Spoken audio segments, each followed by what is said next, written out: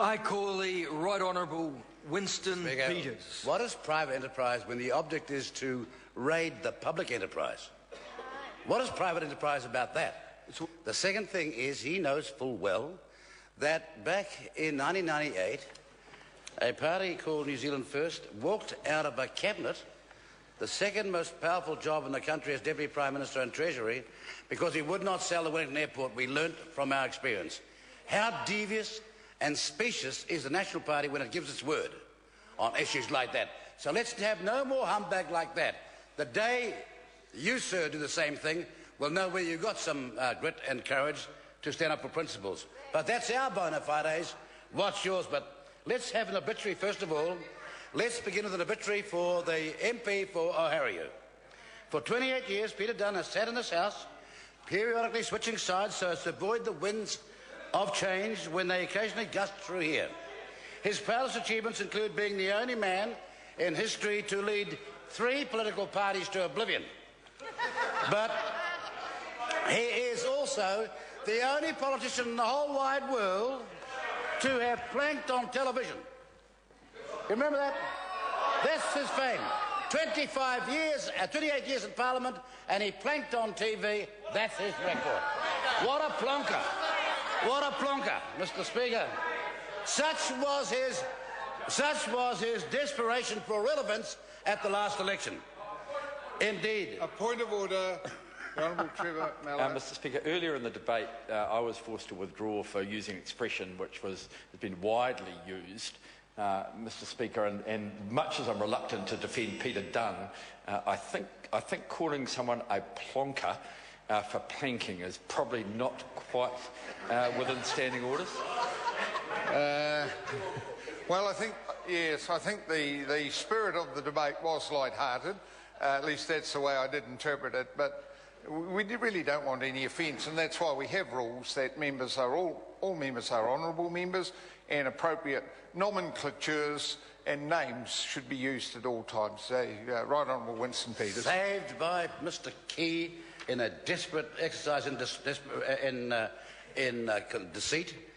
Mr. Dunn has one last chance to redeem himself, one last chance to represent his electorate, to stand up for the people of New Zealand, one last chance to act for the people of this country and not his own selfish, personal, egregious self-interest. In case he's forgotten, let us remind him. In the last election, this was what the party, United Party, Future Party's website said, and I quote it: New Zealanders would never, or should never, accept a sell-off of the supply of the water or any of the aspects around it. End of quotes. That's what he campaigned on, then used public taxpayers' money to do the same on TV in their advertisements, in their commercials. You know, the last time we checked, Mr. Dunn, power companies have dams. Dams are there to conserve water.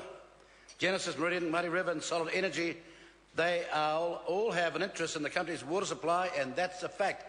That's what the promise was, and yes, for the previous speaker's sake, we do expect members of Parliament to keep their word. That's what he campaigned on. He can't hide behind semantics now. Again, he leads a party that said New Zealanders would never or should never accept a sell-off of the supply of the water or any of the aspects around it.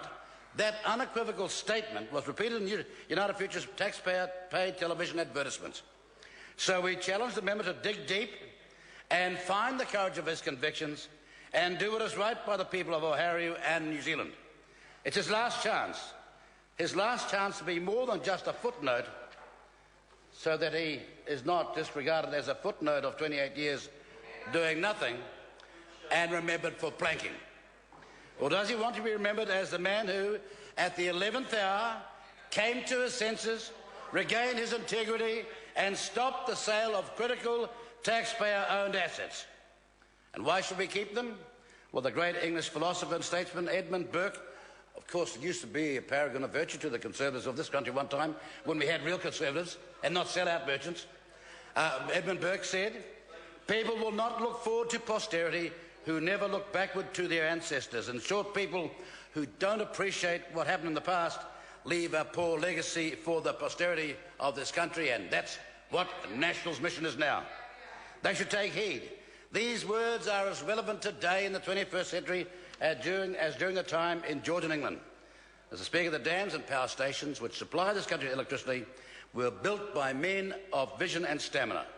And across party lines, when Labor and National were running decades ago this country, they agreed on these fundamental things being in the hands of New Zealanders. Their hard work and sacrifice must not be forgotten, for they believed in something that the members opposite me today do not. They believed in New Zealand. They believed in our collective identity as a nation. They believed in a national purpose. But this is a government with no sense of history and no sense of purpose and no sense of what is right. They are short-term thinkers with no vision or a plan to lead the nation to the 21st century and out of that crisis we're in now.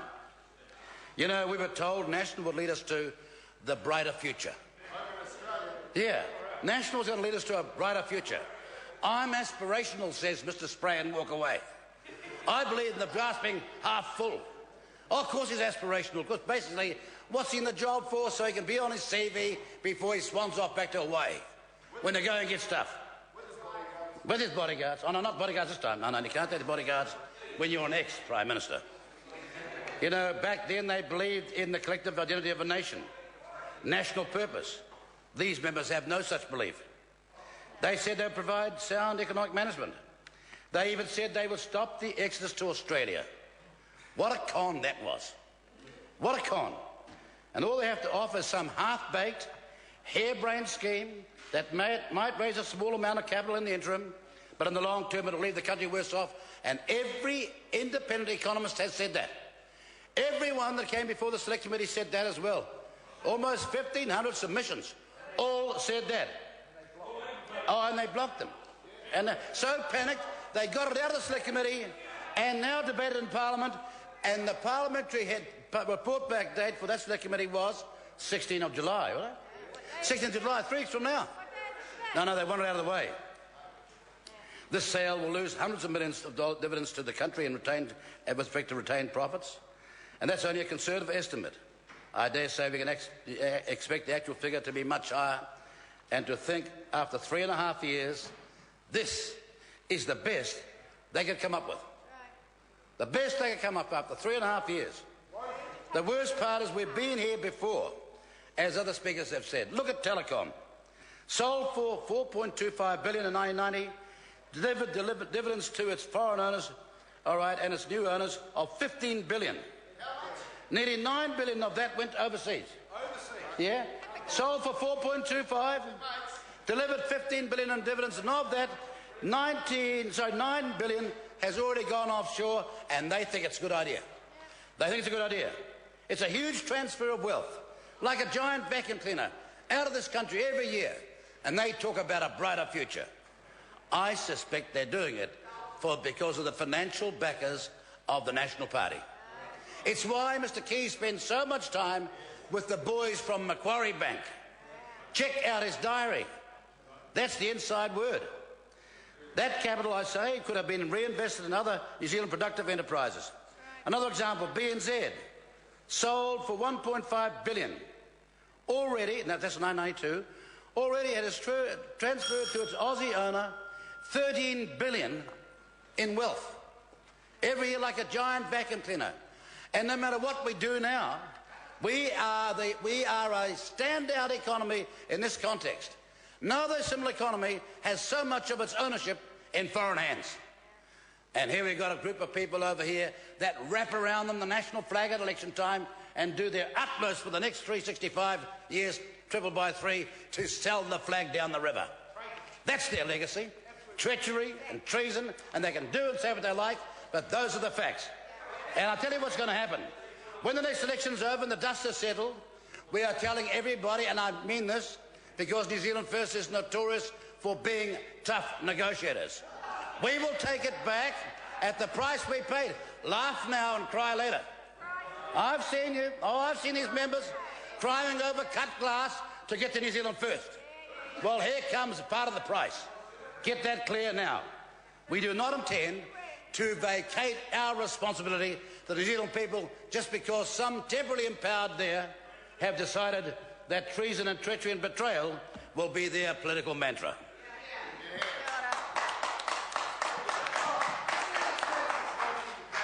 Mr. Speaker. John Hayes.